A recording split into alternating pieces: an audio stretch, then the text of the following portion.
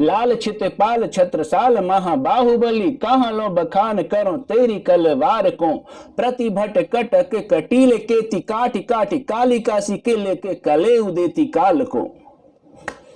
नमस्कार दोस्तों, आप सभी का एक बार फिर से स्वागत है। आज हम जिस कहानी की बात करने जा रहे हैं उसका नाम है छत्रसाल। ये एक वेब सीरीज है जो कि MX प्लेयर पर रिलीज की गई है। तो सबसे पहले जानते हैं इसकी कहानी। तो बात है 17वीं शताब्दी की, जब दिल्ली के तख्त पर मुगल बादशाह औरंगजेब का शासन चल रहा था। पूरा भारत त्राई त्राई कर रहा था क्योंकि औरंगजेब को विधर्मी बर्दाश्त नहीं थे, यानी कि जो इस्लाम को फॉलो नहीं करता था उसके लिए औरंगजेब बहुत ही क्रूर और निर्दयी था। धर्म परिवर्तन करवाने के लिए वो किसी भी हद तक गुजरने को तैयार था। हजारों मंदिर तोड़े गए और लाखों की हत्याएं की गईं। ऐसे दौर में एक राजा जो कि बुंदेलखंड से था, उसने औरंगजेब के खिलाफ बगावत कर दी। उस राजा का नाम था राजा चंपत राय। तो राजा चंपत राय और उनकी महारानी सारंद्रा दोनों ही औरंगजेब के खिलाफ थे और यह बात औरंगजेब को बिल्कुल भी पसंद नहीं आई और उसने आक्रमण कर दिया चंपत राय के राज्य पर। हुआ ये कि चंपत राय की सेना औरंगजेब की विशाल सेना के सामने न ठहर सकी और चंपत राय को अपना महल छोड़ करके भागना पड़ा और वो जंगल जंगल अपने परिवार के साथ भागते रहे, पर उन्होंने औरंगजेब की गुलामी स्वीकार नहीं की। ऐसे ही भागते हुए उनके यहाँ एक पुत्र का जन्म हुआ जिसका नाम रखा गया छत्रसाल, और ये उसी की कहानी है।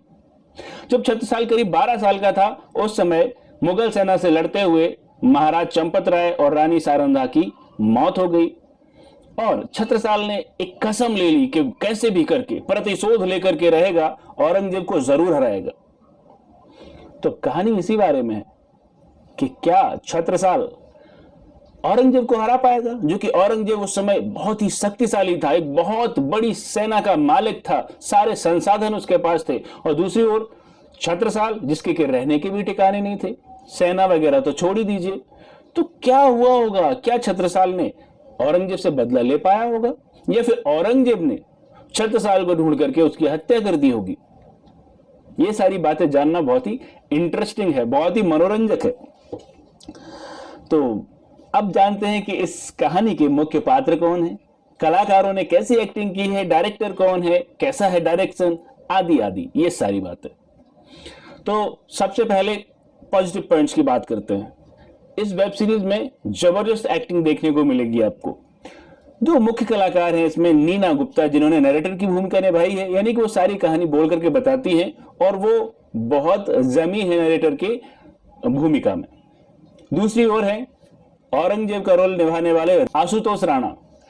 उन्होंने अपनी एक्टिंग से साबित कर दिया है कि वो एक बहुत मजे हुए कलाकार हैं। औरंगजेब की क्रूरता, निर्दयता, बेधर्मियों के साथ उसका व्यवहार, सब कुछ इतनी खूबसूरती से आशुतोष राणा की एक्टिंग से हमें समझ आता है कि हमें उस बात से घृणा होने लगती है।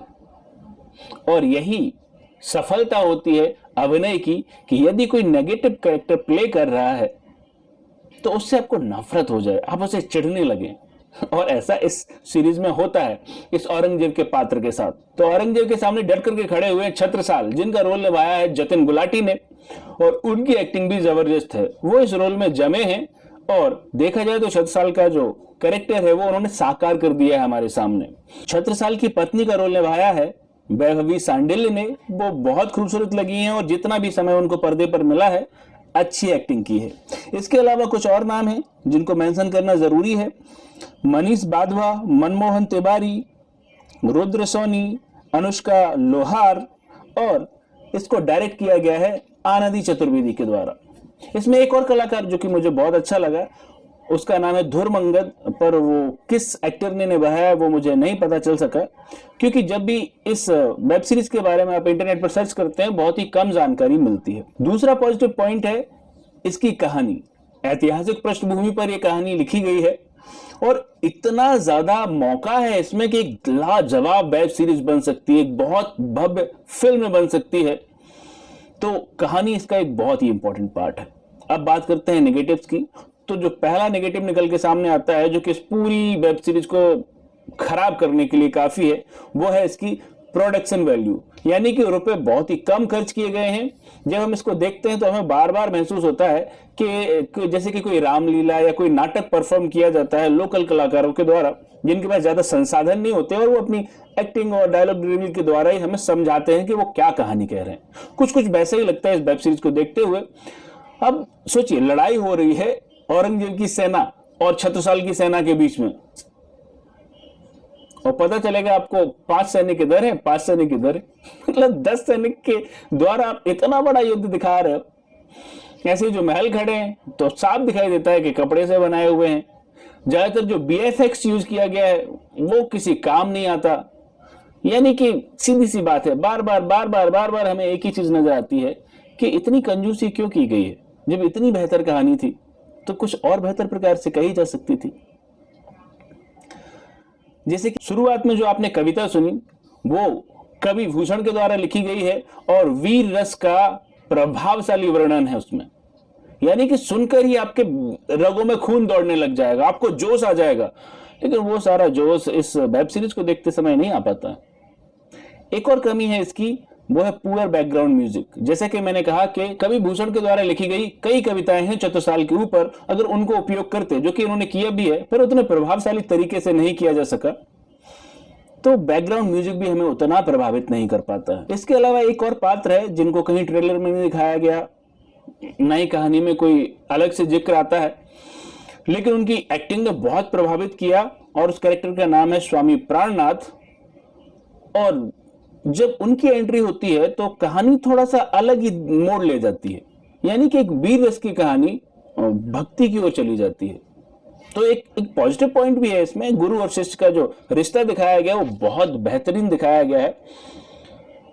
और उस रिश्ते को देख करके हमें लगता है काश हमारे जीवन में भी ऐसा कोई गुरु हो।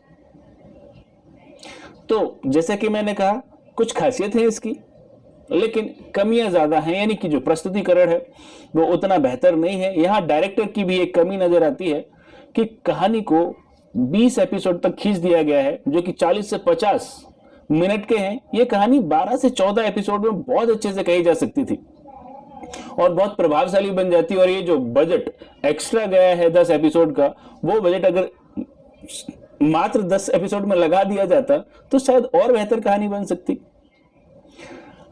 रही बात पेरेंटल गाइडेंस की, तो आप परिवार के साथ देख सकते हैं। उपलब्धता MX प्लेयर पर उपलब्ध है। अब बात करते हैं कि क्या ये आपको देखनी चाहिए। तो मेरी ओर से, अगर आप ऐतिहासिक घटनाओं को जानना चाहते हैं, इतिहास के शौकीन हैं, तो ये देखी जा सकती है। हालांकि इसमें भी एक कमी है कि ये क्रिएटिव लिबर्टी को लेते हुए कई चीजें आपको दिखाती नहीं है। जैसे कि जो मस्तानी थी वो भी छत्रसाल की लड़की थी, जिसका कि बाजीराव के साथ संबंध हुआ था। एक अलग से मूवी भी है जिसका नाम है बाजीराव मस्तानी, शायद आपने देखी होगी। उस चीज को ये मूवी कहीं भी नहीं दिखाती। यानी कई सारे ऐतिहासिक तथ्य भी ये वेब सीरीज हमें नहीं दिखाती है। तो ओवरऑल आप चाहें तो एक बार इसको देखा जा सकता है, पर हाँ, बहुत ज्यादा आशाएं लेकर के ना देखें, वरना आपको निराशा होगी। लेकिन अंततः मैं यही कहूंगा, एक साहसी कदम है, क्योंकि ये अनसंग वॉरियर हैं। इनकी कहानियां हमें देखने को नहीं मिलती, ज्यादातर लोगों को इनके बारे में पता नहीं होता। तो एक अच्छा प्रयास है। तो इसीलिए मैं कह रहा हूं कि आप एक बार इसको देख सकते हैं। इसको मैं रेटिंग देना चाहूंगा 6.5 स्टार आउट ऑफ 10, क्योंकि बहुत अच्छा प्रयास किया गया है डायरेक्टर के द्वारा भी, और खासकर कलाकारों ने बहुत मेहनत की है। तो उनके लिए इस वेब सीरीज को एक बार तो देखा जा सकता है। तो दोस्तों, अब बात करता हूं philosophy of the web series की। अगर आपने ये वेब सीरीज नहीं देखी है तो इस वीडियो को यही स्टॉप कर दीजिए, मैं आगे पूरी कहानी की बात करने जा रहा हूं। कुल मिलाकर के फिलॉसफी है नेशनलिज्म की, राष्ट्रवाद की। ये एक ऐसा वीर बुंदेला है जिसकी कहानी सुनकर के आपके तन बदन में एक स्फूर्ति आ जाएगी, अपने देश के लिए कुछ कर गुजरने की इच्छा होने लगेगी। और दूसरी ओर है औरंगजेब, जो कि बहुत ही क्रूर निर्दयी रहा है, जिसने कि इस्लाम का प्रचार करने के लिए, प्रचार क्या कहें, जबरन इस्लाम को फैलाने के लिए लोगों के साथ बड़े अत्याचार किए। जबरन मुंह में मांस ठूंस देना, पेशाब कर देना और ऐसे बहुत सारे काम। हजारों मंदिरों को तोड़ देना, लाखों लोगों का खून सिर्फ धर्म के नाम पे बहाना, ये सारा सब कुछ औरंगजेब ने किया। धर्म के नाम पर टैक्स, जो कि आपने पढ़ा होगा किताबों में, जजिया कर जो लगाया जाता था। तो ये सारी चीजें उस समय हुई और ये सच्चाई हमें इस वेब सीरीज में देखने को मिलती है। जबकि दूसरी ओर देखा जाए तो हमारी जो पाठ्य पुस्तकें हैं 6वीं से लेकर के 12वीं तक, तो इतनी जो क्रूरता है, ये जो सच्चाई है, ये कोई दिखाना ही नहीं चाहता। यानी कि उन किताबों में इनकी बस महिमाओं का वर्णन है। देखा जाए तो जो मुगल डायनेस्टी है उसके ऊपर 2 से 3 आपको सेपरेट चैप्टर मिल जाएंगे। जबकि जो भारत भूमि के वीर सपूत हुए हैं, जिनकी कहानी जानने का हमें अधिकार है, जो कि हमें गौरव से सर ऊंचा करने का मौका देते हैं, वो तो कहीं कहीं नहीं गए। जैसे कि वीर शिवाजी, थोड़ी सी कहानी मिलेगी आपको। छत्रसाल, कहीं कोई जानकारी नहीं मिलेगी। महाराणा प्रताप, जरा सी जानकारी मिलेगी। यानी कि जो वाकई में हमारे हीरो हैं, उनके बारे में हमें ज्यादा पढ़ने को नहीं मिलता। जबकि मुगल डायनेस्टी के ऊपर आपको 3 से 4 चैप्टर भी मिल जाएंगे। इतनी डिटेल मिल जाएगी कि आपको ऐसा लगेगा कि बस यही उद्धारक हैं भारत के। जबकि उन्होंने किया क्या? हमारे मंदिरों को लूटा, हमारी मूर्तियों को तोड़ा, हमारी संस्कृति को विखंडित किया, हजारों लाखों लोगों का धर्म परिवर्तन जबरदस्ती करवा दिया। लेकिन वो सच्चाई हमें बताई नहीं जाती। अब क्यों नहीं बताई जाती ये मुझे तो नहीं पता, पर शायद आप लोग जानते हो। सीधी सी बात यह है, एक बहुत अच्छा प्रयास है, मुझे बहुत अच्छा लगा इस वेब सीरीज को देख करके। बस बार बार खटकती रही एक ही बात, जो कि मैं आपको बता चुका हूं।